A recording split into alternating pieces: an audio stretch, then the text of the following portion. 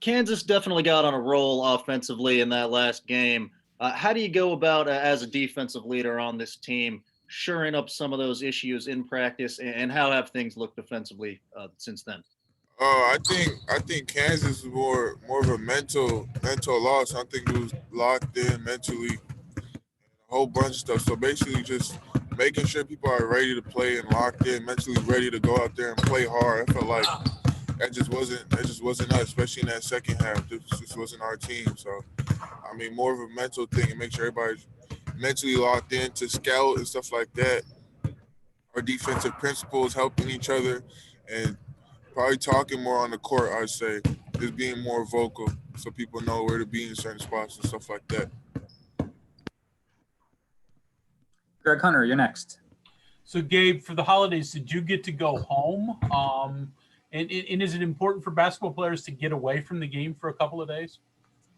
I mean, I don't really think it's that important. I mean, since ninth grade, I've been away from home, which is Toronto for me. But no, I didn't get a chance to go home. I was actually here over the break. You feel me? But Morgantown, West Virginia, this is basically my home now. Now that I play here, so no, I stayed here. We had a couple days off, but right back to work.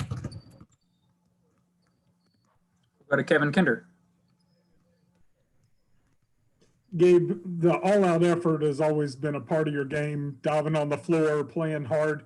What are the roots of that? When did you learn that was important? When did that become a big part of your game?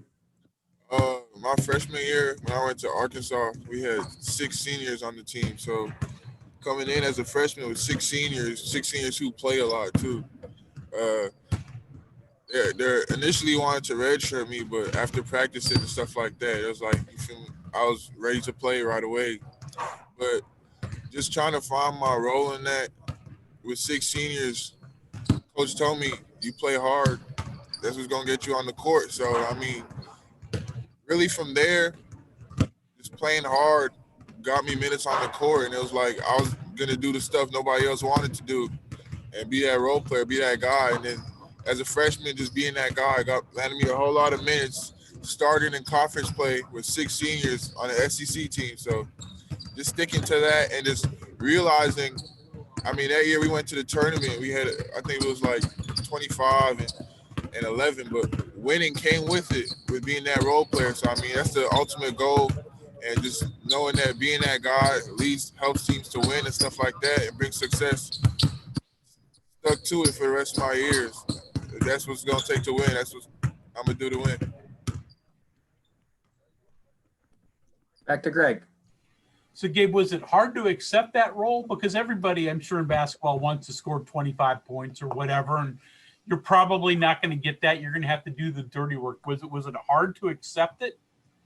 I mean, it wasn't really. I mean, being a D1 college athlete, especially at a high major, most people that come to this team, everybody's the best player on their high school team and stuff like that. So, I mean, coming there, it wasn't hard to accept it.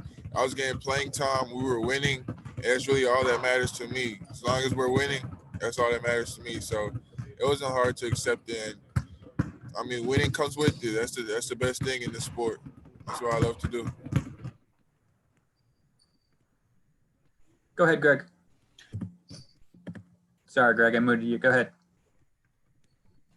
Sorry about that, Gabe. Again, sort of following with that role, were you always, you said it was your freshman year that you sort of accepted that, but were you always a guy that dove on the floor and rebounded well and did those type of things? Yeah, I mean, I always did all the little stuff in high school. Taking charge, I've been taking charges since high school. That's always been my thing, just having good footwork to take charges and just really putting it all together as a freshman, taking charges, rebounding, becoming a good passer. I mean, I played with 6 seniors, 2 senior guards who ended up playing in the NBA. As a freshman, I had to get them the ball.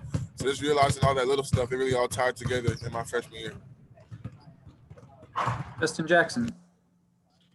Hey, Gabe, as far as moving on from the Kansas game and moving on to the rest of the season, in your mind, does it make it any easier at all in the sense that, I don't want to call what Kansas did a fluke, but, teams just aren't going to go out and hit 16 threes in a game very often. So in that kind of sense, is it easier to just move on and say, hey, let's get ready for the rest of the year?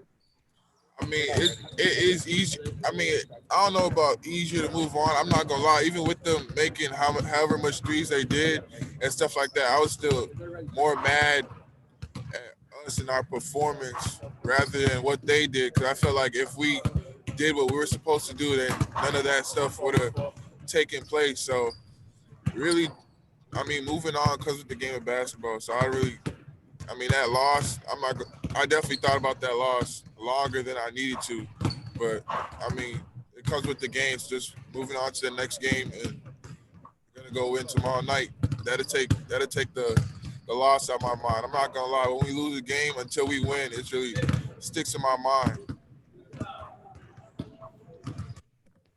Carly Nevis. Gabe, kind of on that note, how important are these non-conference games? It's your last one left before Florida, just to develop depth and maybe get some more young guys in the game.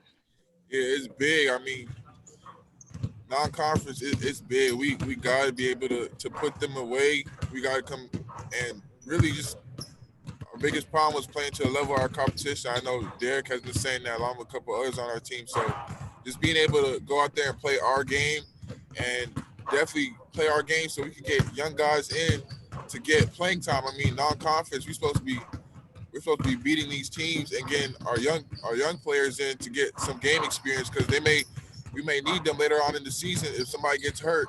So I mean, non-conference is really, especially me as a freshman, I got to play a lot in non-conference, so it's definitely big for them to get game experience because we're definitely going to need everybody on this team for later on in the year.